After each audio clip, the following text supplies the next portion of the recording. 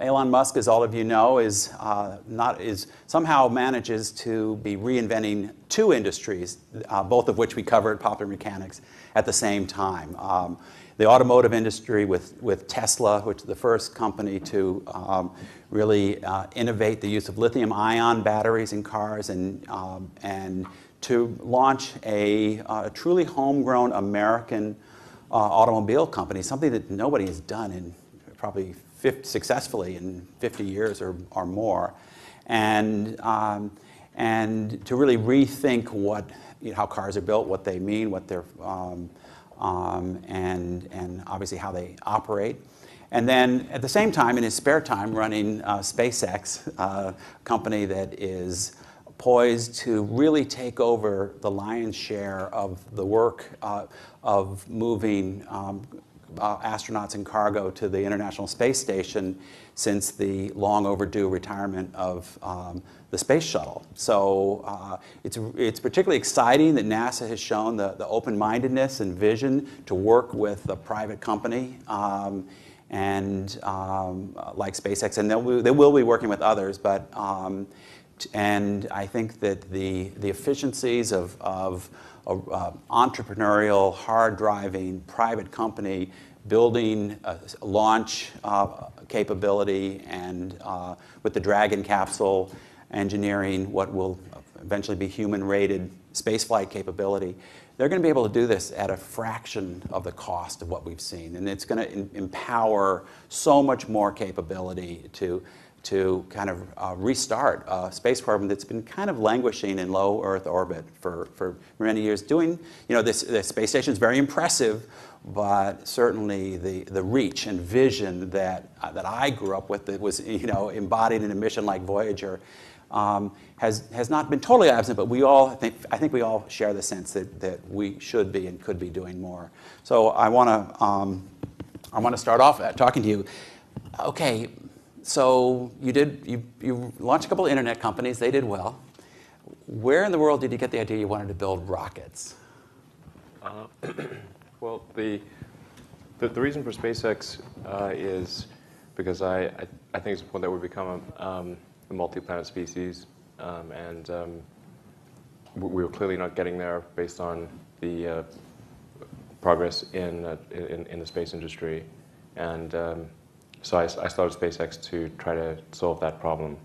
That's the overall aspiration. So you think humans need to be a multi-planetary species? Well, yeah. I mean, if we are not a multi-planet species, then the probable lifespan of humanity is much less. Mm-hmm. Plus, it's going to be much more boring, I think. So, so you're not just looking at a nice business delivering a few astronauts and some groceries to the space station every few months. You're thinking way beyond that. Right, absolutely. So walk us through the next 4 or 5 years. What do you see? Actually, before we get to that, let's talk. A very crucial turning point happened with SpaceX just a few months ago, with the first mission to send the Dragon capsule up to the ISS to prove that it could safely approach and dock. And and NASA's picky about strange space objects roaming around in the vicinity of their precious International Space Station. You don't want anybody going rogue and kind of crashing into your craft. So, so it was kind of a test for the future of your business. So tell us, what was it like? What was it? You were in your control room observing it all. What was the experience like? Well, I mean, it was very nerve-wracking. Certainly for the first flight to the space station. It was the third flight of our rocket, of our Falcon 9 rocket, so I wasn't perhaps as worried about that. And we had flown our Dragon spacecraft and maneuvered around and re-entered, so I knew that the spacecraft functionality worked, but we'd not tested the proximity operations and berthing system, and there was a bunch of upgrades to the avionics. So we went from mostly single fault tolerant to being, well, actually often no fault tolerant to being 2 fault tolerant. Mm-hmm. So it's quite a big increase in complexity in the avionics and the software. So and we also added solar arrays and a radiator And you had to prove all that stuff would work, the arrays would Yeah, deploy. yeah. You can't test that on Earth.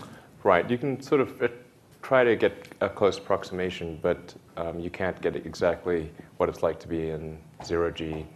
Yeah. So you launched. You got up there. You deployed the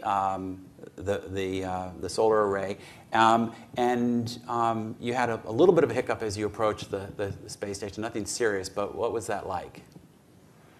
Yeah, it was a little worrying at first because the LiDARs wouldn't lock on. So as we approached the space station, we scanned the space station with sort of things kind of like a laser radar. So it laser scans the space station and then recreates that model internally in the computer to figure out the relative position and movement of the two. But you need we need a definite lock as opposed to an ambiguous lock. And the actual space station is a little different from the model of the space station. Because And it had some highly reflective spots on it or something like that, right? Yeah. So essentially the computer wasn't 100% sure. It was pretty sure, but not 100% sure that it had a lock on the space station. So what we're able to do is just upload new software. So diagnose the problem, then run that software as a simulation on a hardware-in-the-loop version of Dragon we have on the ground. So we have a complete version of Dragon that includes all the avionics software, valves, and everything. And we can run accelerated simulations on that system and verify that it would work. And you did that all while you were in the midst of the mission. Yeah, so we had a proposed code change, ran it on our hardware simulator. It worked, uploaded the code patch, and achieved lock on the space station with that. Essentially narrowed the field of view. And then so they reached out with the Canada arm and they locked onto the Dragon. Yeah, we sort of like narrowed the field of view like putting blinkers on a horse. You know? And so ultimately the goal here is to have the Dragon capsule be human rated. Yeah. How does that process work? What do you need to do to convince NASA that they can put their astronauts on your spacecraft? Technically, astronauts have been on the spacecraft at the That's space true, station. yeah. So we've already done a lot of work to pass the space station safety review. So because as Dragon is approaching the space station, it's a robotic space freighter, basically. And if something were to go wrong, it could potentially destroy the, touch wood, shudder at the thought. But I mean, in an absolute worst case, you could have a mission termination event. Is that what you're trying to say? Yeah, I mean, something terrible could happen to the space station, and people on board could be hurt. So we obviously there's a lot of caution that's exercised there, both at SpaceX and at NASA, and before we even get close to the space station, we've run 1 million simulations, and we're checking it as we get closer. We're verifying that everything looks good. But it is an autonomous vehicle, so it's not as though there's somebody there with a joystick that's sort of steering it. It's just pausing at various points to ask for permission to proceed. And then we'll look at the data, make sure everything's cool, and then give it the okay to go to the next, essentially, waypoint. But it's doing all of the guidance and control itself. So let's talk about manned missions. How do we get there? So to add essentially the ascent and descent elements of manned space flight, because we essentially have it's man-rated, if you will, for being around the space station, but not for the ascent and descent phases. And the ascent phase, we need to add a launch escape system. So if something were to go wrong with the booster, we can escape from the booster.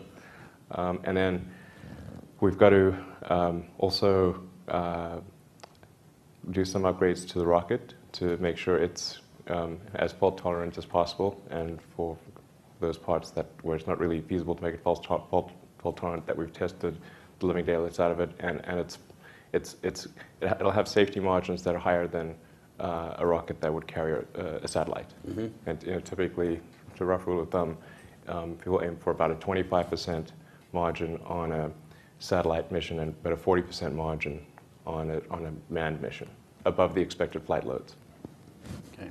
And so now our abort system I'm pretty excited about because this is going to be the first time that there'll be abort capability all the way to orbit, or proper abort capability all the way to orbit, because the launch escape engines are built into the sidewall of the Dragon spacecraft.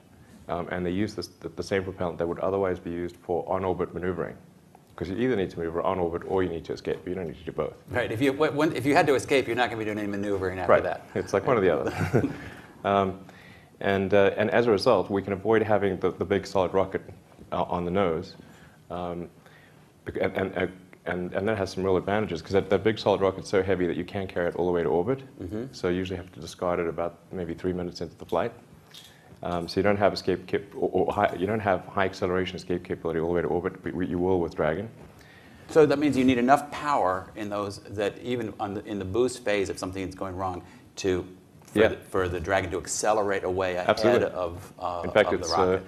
It has enough thrust to accelerate away from the rocket, even in at what's called max Q, which is max dynamic pressure.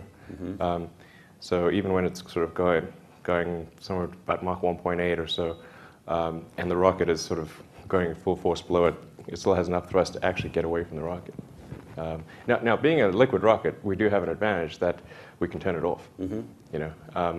And it's pretty easy to turn off. In fact, liquid rockets, the tough part is making it stay on. That's what you need to worry about. But for solid rockets, I mean, once they're on, they tend to stay on. Yeah. So I'm not a big fan of solid rockets for human transportation, honestly. Yeah. Well, we certainly saw, in the shuttle disaster, the first one, we certainly saw the vulnerability of what we thought was a very simple, well-understood technology. Yeah, I mean, solid rockets are themselves quite reliable, particularly if you don't have segments, but you can't turn them off. And so if something goes wrong with the overall system, you're going to have some things kind of wanting to hit you in the butt that kind of hard to get away from. Right. And then you also have what's kind of exciting about Dragon is to see a re-entry with parachute and splashdown. Right. Tell us a little bit about that. Absolutely. Well, so version 1 of Dragon, it's pretty basic, really. I would classify it as kind of level 1, re-entry and landing, which is parachutes to water landing. It's fairly straightforward and fairly reliable. But what we're going to for version 1.5 is we're going to go parachutes to a land landing. Well, maybe I'm hoping we'll be able to do that next year, but certainly the year thereafter. And then level 2 or maybe even level 3, because maybe level 2 is like wings, but then level 3 would be landing with thrusters. And you've been testing that. Yeah. Yeah. So another advantage of having the escape thrusters built into the sidewall of Dragon is that when you come back, you can use them to land. So they're really high precision and they're redundant thrusters. We have 8, and you can lose.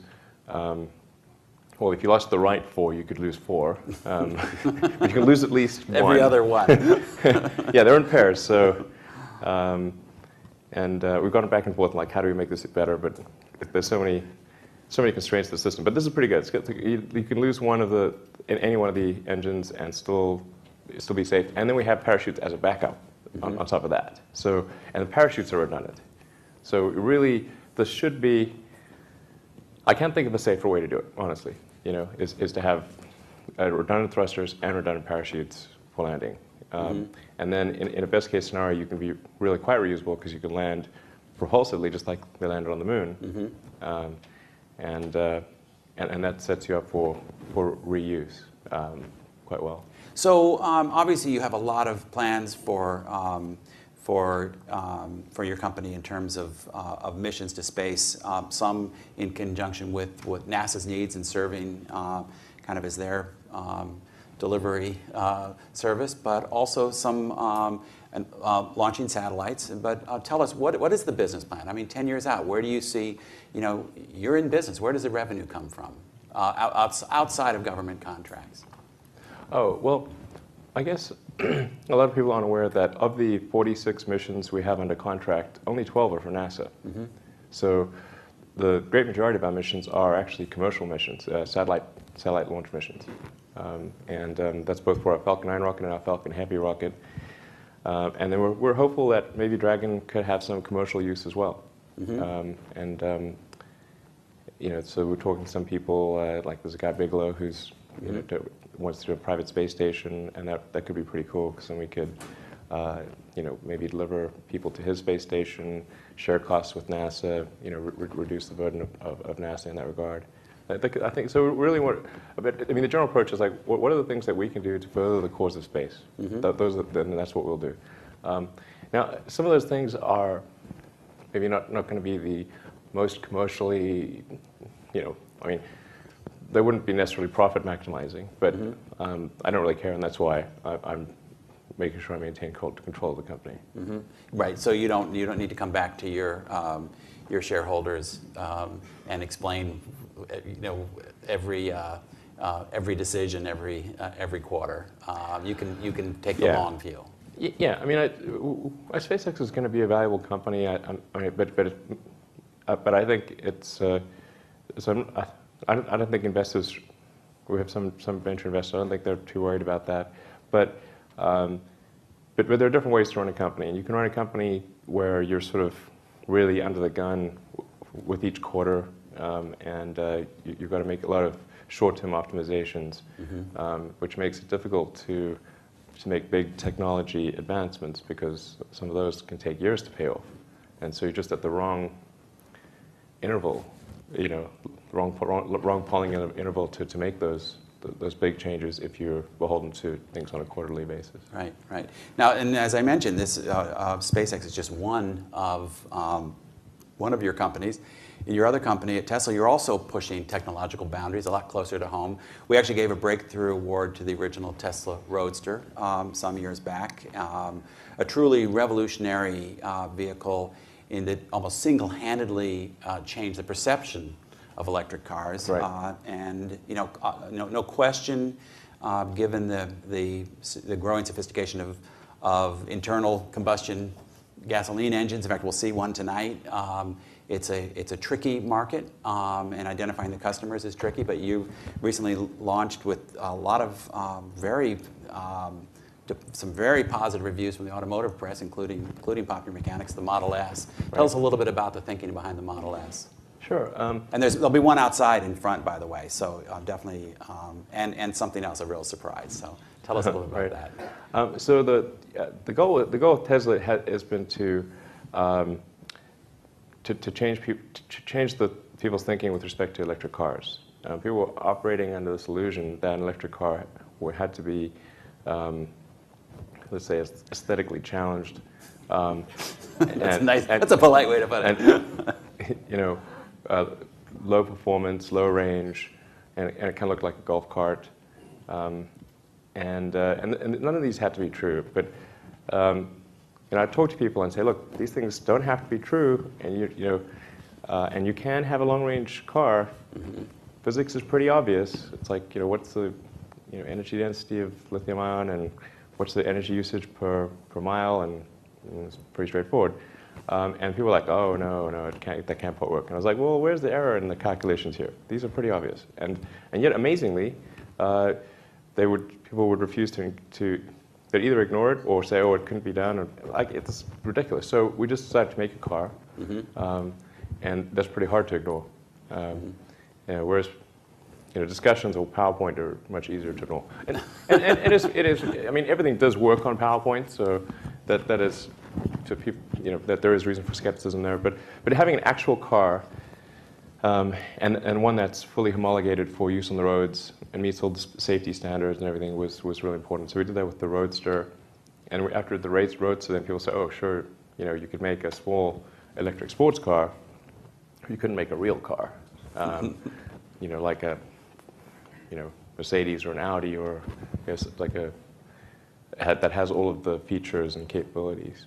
So then we made the Model S, actually, and it wasn't really. people were quite skeptical that we can make the Model S at all. And then we made the Model S. Now, like, oh, you couldn't possibly ramp up production. Okay, like ramp up production. It's like a series of issues. But the goal with the Model S is to show you could have a long-range electric car, and then with the recent announcement of the supercharger, where we're building a nationwide network of really fast chargers, hence the name supercharger, recycled obviously from the gasoline industry or gasoline car industry. And the idea there is you'll be able to charge your car with the same level of convenience as you would normally use your gasoline car. So if you do a trip that starts at 9 a.m., by noon you want to stop for a bite to eat and go to the restroom and gas up your car. And that's typically 20 to 30 minutes. And so we're able to figure a way with some advanced charging technology to have it such that you could stop for half an hour and have 3 hours of driving recharge, so about a 6-to-1 ratio, which is about the convenience inflection point for most people for a long-range trip. So we made that work, and then we added solar panels to the supercharger stations to address the long tailpipe argument that says, oh, you're just pushing emissions to the power plant. Well, no, because those supercharger stations will actually generate more electricity than the cars use in recharging. And I have to put, as editor of Popular Mechanics, I have to note that argument that you're pushing emissions to the power plant, even if you didn't have the solar charging, it's true, but only to a point, because it forgets that a gasoline engine is only 30-some% efficient. Even less, yeah. Yeah. So it's true that you're burning fuel somewhere to power that car, but the electric motor is and the batteries are extremely efficient. So even if you're burning coal to power the vehicle, to make the electricity, you still have a lower carbon footprint than a gasoline engine. Right, absolutely.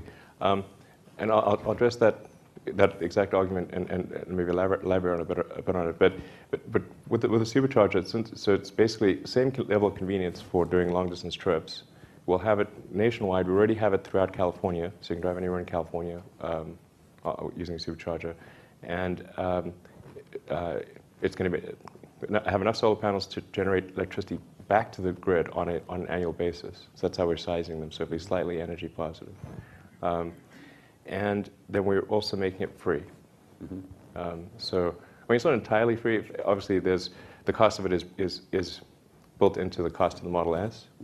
But the cost was actually so low, we looked at it and said, well, we could charge some small amount for this, or we could really make it free for somebody who's bought a Model S. A full charge for the Model S is, even in a state with pretty high electricity rates, it's a couple of dollars of electricity. It's a little more than that, but it's for if you were to stop and put in, say, 150 miles of range, it's like $4 or $5. Okay. It's like, so it's really not much, and people drive long distance a lot less than they think they do, and so I wanted to have something that was really profoundly better than a gasoline car for driving a long distance. So not just try to equal a gasoline car, but say, what can we do that makes an electric car suddenly better than a gasoline car? And so that's where free long distance, is pretty awesome. You can't do that with gasoline; it's way too expensive. And so the basic tagline is it's drive anywhere for free on pure sunlight forever. That sounds like a pretty good equation. Now, you have had a little bit of political pushback in various quarters. I know you released a statement yesterday about the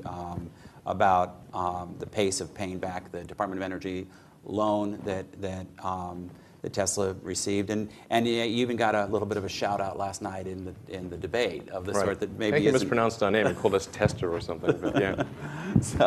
So can you speak to that? I love being a political football. Well, I mean, I guess with respect to Tesla, here's where things are. Tesla's got over 3,500 people. and I mean, these are high-quality jobs. We manufacture from the ground up in the U.S., so you know, it's effectively, like, at least with respect to Tesla, a resurgence in American manufacturing activity. Like, the car is critically acclaimed. We actually export powertrains to the rest of the world because we have Toyota and Mercedes as customers. So we ship electric powertrains to those guys. So we're a net exporter. We're helping with balance of payments. We're expecting to be break even next month, which is, you know, pretty fast after the introduction of the Model S, I think. And yeah, so and then if you look at our market cap, you know, the value that the stock market ascribes to Tesla is about $3 billion. And if you were to take every company that's failed in every DOE program, it doesn't add up to $3 billion. So if you were to actually look at this as a venture portfolio, from a venture portfolio standpoint, presumably Mitt Romney understands these things, but maybe not, then the net gain is very significant. You have to say what value has been added to the American economy, what value has been subtracted from the companies that didn't work out, and the net is very positive. So one would have to say that the DOE has actually done quite a good job. So, so what's next? I understand we're going to get a little peek at an upcoming prototype in Tesla's lineup out front today. You are?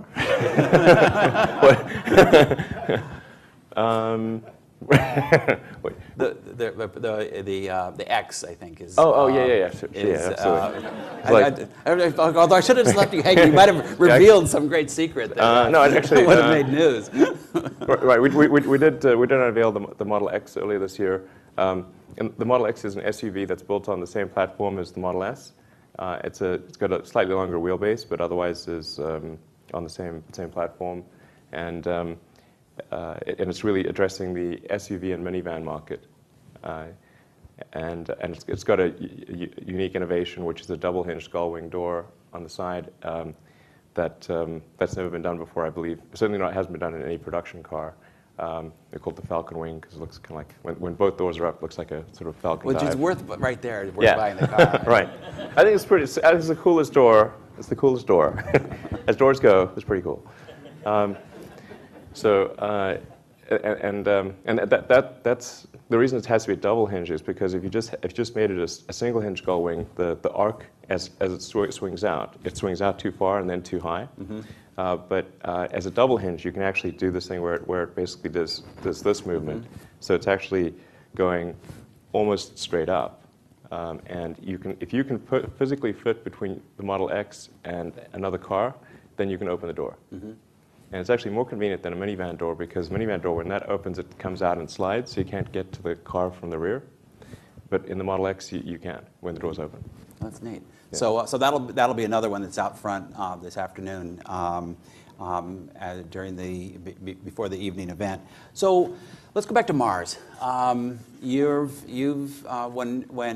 Papalardo and I came out to interview you a few weeks ago, we had a really interesting conversation about your vision of humans settling Mars, and not just a small outpost, akin to the South Pole Station, say, That'd be a nice start, though. Yeah, that would be a nice start. And actually, a lot of what's happening there is a pretty good model to understand. Yeah, I think in the very beginning, it may be similar to an Antarctic station.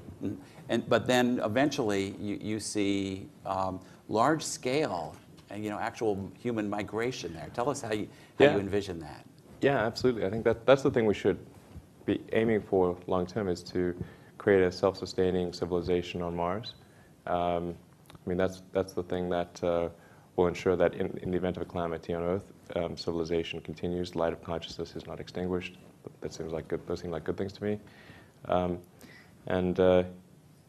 I think that's what we should strive for. I don't think we need to do anything at the Antarctic. I think that's nice, but at Mars we should be aiming for a real sort of civilization, which obviously ultimately means taking, at least tens of thousands of people, perhaps ultimately millions of people, and millions of tons of cargo, because you've got to recreate the industrial base of Earth. So to do that, you need really big rockets and launching a lot, obviously. And in terms of, we've worked with Buzz Aldrin and others in envisioning some of the different ways that this might be done. And in fact, just a few months ago, we had a cover story called "How to Mine an Asteroid," obviously with the notion that Right. that some of your fuel sources may come from water-bearing asteroids. Do you see a progression that might have intermediate stations refueling resources in space to help us kind of leapfrog our way? I don't think about. I don't think that's going to be. We shouldn't make that a requirement on the way to Mars, but I think that could be. That's a potential optimization, is to mine near-Earth asteroids for propellant. But the near-Earth asteroids are not very big. I guess the Moon is also a potential, a place for propellant depot. And it looks like they're finding more water, or at least more likely spots where water might be on the Moon. Yeah, I mean, it's in like permanently shadowed craters. I mean, it's pretty chilly in there.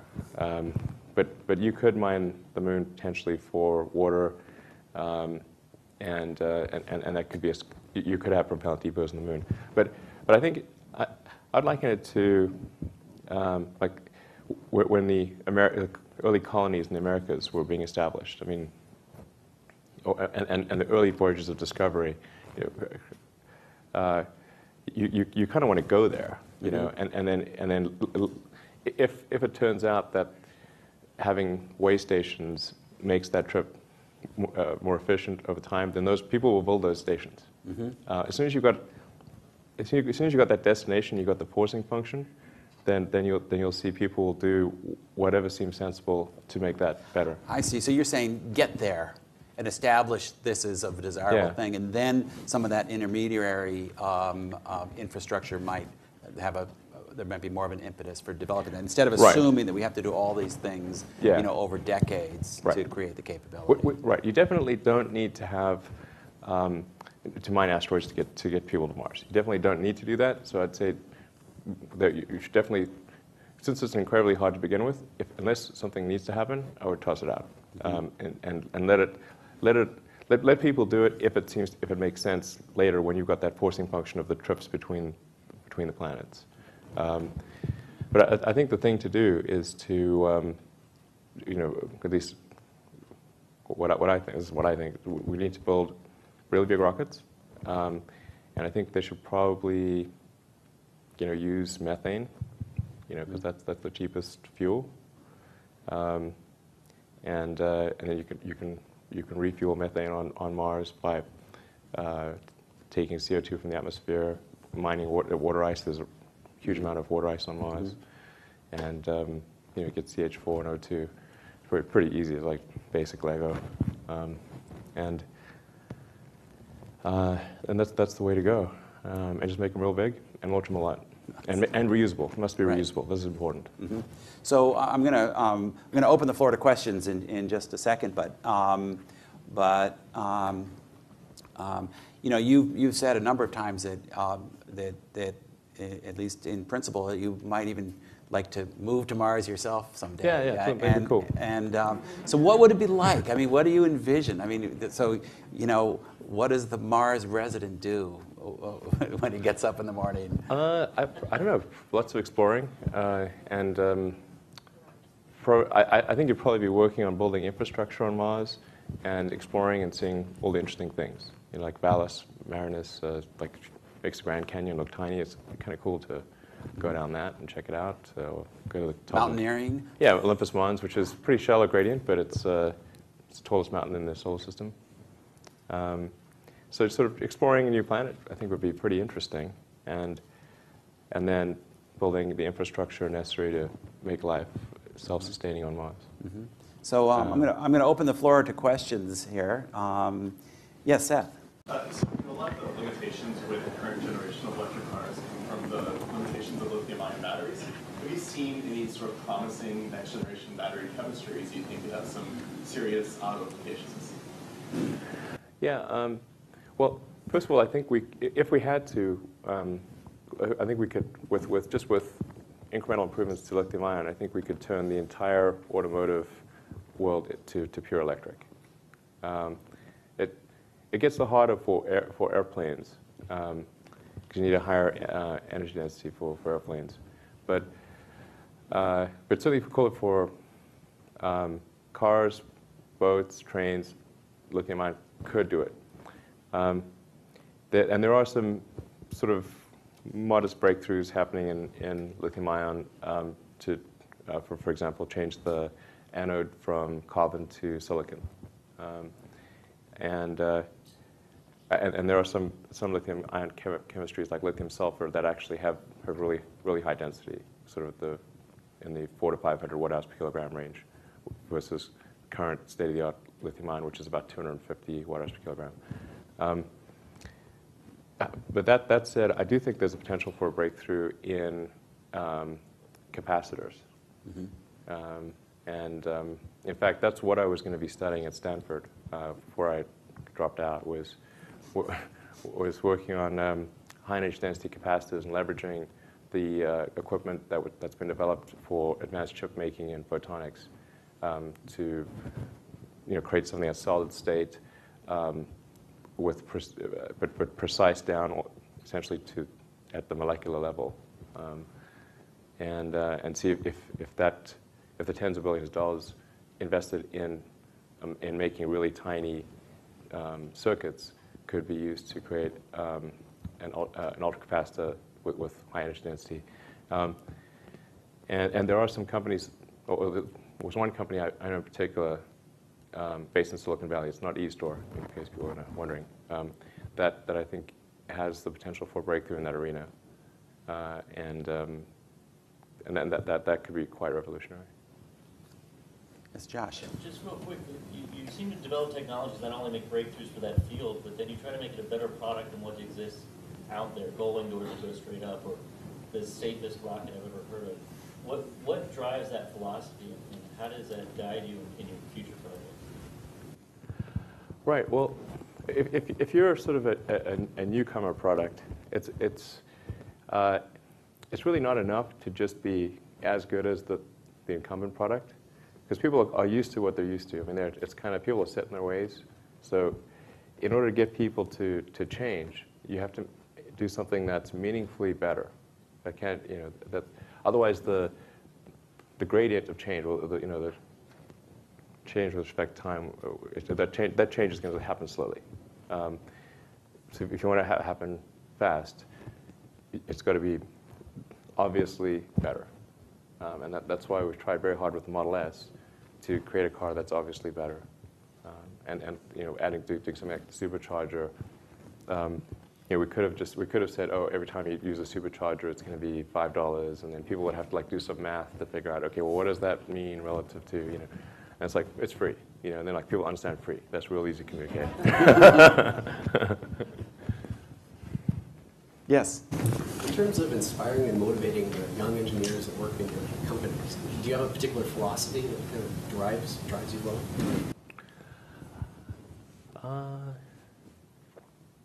Particular philosophy. Well, I think it is important to be highly adaptive, and I do think physics is a good framework for thinking. So I think particularly as you're trying to figure out new things, reasoning from first principles is a good way to go, as opposed to reasoning by analogy.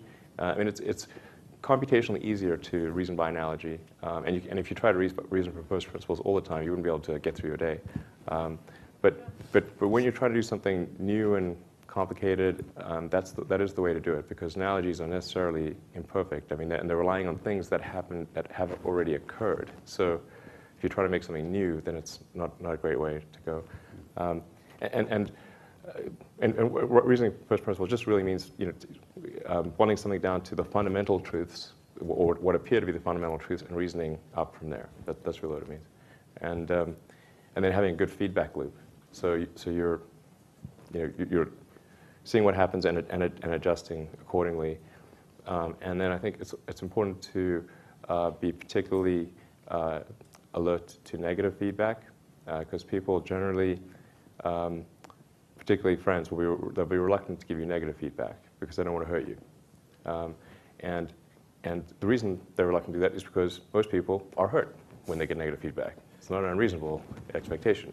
So you need to actually coax people to give you, you encourage negative feedback, and listen to it carefully, and don't react in a bad way when you receive it. That's really important. Yes. How do you look at analogies in different businesses? So, if you ever do make it to Mars, would you try and create the first payment systems on Mars? I think payment systems are actually pretty easy. If you don't have to, particularly if you don't have to integrate with a lot of legacy stuff, then payment systems are super easy. That's just like World of Warcraft. It's like real. You got like credits. It's just like how many credits do you have in your database. If you don't need an exchange rate. Yeah, if you don't have exchange rates and have to like interface with bills and coins and then have credit cards and have a Federal Reserve and all these things, that they complicate things.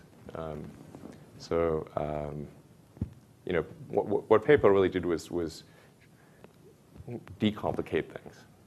But PayPal will be like super trivial if in a new environment. Yes, and back. So your story about going against the convention, right? When you showed them the calculation, well, there's, it's just never going to work. It's actually a pretty common one for innovators.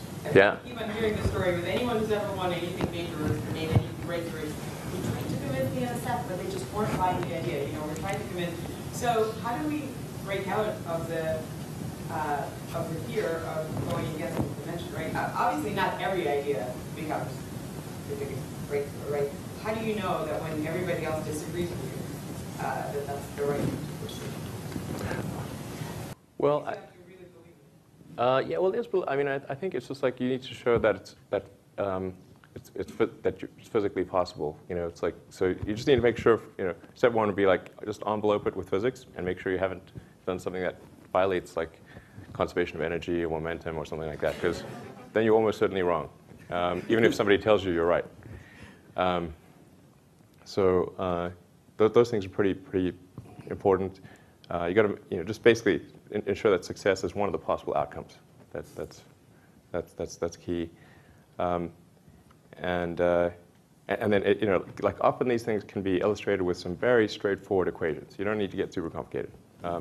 And so if you can sort of walk people through that, that's helpful. But I don't know. It's just amazing. I've literally been in situations where I point out the series of obvious things, like three like childlike equations, like super, like maybe 11th grade or something like that. And it's like obviously comes to this conclusion, and yet people are still not convinced. And I'm like, how can you look at that and not be convinced? Like, let me tell you one of my pet peeves: space solar power. Okay, the stupidest thing ever. And if anybody should like space solar power, it should be me. All right, I got a rocket company and a solar company. I should be really on it, But it's like super obviously not going to work because, if you have solar panels, because first of all, it has to be better than having solar panels on Earth, right? So then you say, okay, solar panel is in orbit. You get twice the solar energy, assuming that it's out of Earth's shadow. But you've got to do a double conversion. So you've got to convert it from photon to electron to photon back to electron. And so you've got to make this double conversion. So okay, what's your conversion efficiency? All in, you're going to have a real hard time actually even getting to sort of 50%. So no. No, it's a conversion. No, it does not matter. Put that solar cell on Earth then. See, that's the point I'm making. Take any given solar cell. Is it better to have it on Earth, or is it better to have it in orbit? What do you get being in orbit? You get twice as much sun, best case. But you've got to do a conversion. You've got to convert it to photons, the energy to photons, well, you have incoming photons that go to electrons, but you've got to do two conversions that you don't have to do on Earth, which is you've got to turn it to photons and then turn those photons get back into electrons. And that double conversion is going to it's going to get you back to where you started, basically. So why are you bothering sending them to bloody space? And by the way, there goes our next cover story. Maybe somebody could stab that bloody thing through the heart. And by the way, electron to photon converters are not free, and nor is sending stuff to space. So then obviously super doesn't work. So I think we have Case closed. Yes. You'd think, I think we have time for case closed. Yes. But no, I guarantee you it's going to come up another 10 times. They can just get a really long extension cord. I mean, for the love of God. So I think we have time for one more question. Yes, Stuart. So I'm really intrigued by your the colonization of Mars vision. There's some peripheral interest in sort of planetary engineering infrastructure concepts, how you would establish it. So I'm curious about your view of the sort of biological aspects. For example, muscle atrophy and bone density loss during transit. There used to be a lot of federal investment into research to try to address those issues. So in terms of, I kind of believe that the technology solution to offset some of those concerns, but what are your views in terms of addressing the biological side of long-term space flight in addition to building the vehicle? Yeah, I mean, I think it's okay. I mean, I think the whole sort of interplanetary human flight thing, in terms of it being a danger to people, is somewhat overblown. Because clearly, we've sent people to the moon, right, and that's deep space, and they live to quite an old age. We've not seen any premature deaths, really, of people that have gone to the moon. So there's really just a question of, well, how long can you be in deep space? There's a certain net damage rate per day, which is then offset by your body's ability to repair that damage. So going to Mars and doing a 6-month journey is you're gonna have some slight increased risk of cancer, but from what I've seen, sort of back of the envelope analysis, that increase in cancer is less than if you smoked on the way there. So, although smoking is quite bad, I have to say. But it's not. I think that there is one thing that one should be concerned about, which is solar flares. But this is often thought about in the wrong way, where people say, oh, you need to have, you need 20 feet of water or whatever it is to shield against a serious solar storm. And then they say, oh, you have to have a sphere of water around you, and that sphere of 20-foot water would be ridiculously expensive, or ridiculously heavy. And that's true, but actually what you really do is you'd have a column of water pointed at the sun, and you'd be in front of the column. That would make more sense. And then you've got to have water anyway, so it doesn't really end up being a big deal. So I don't think the journey there is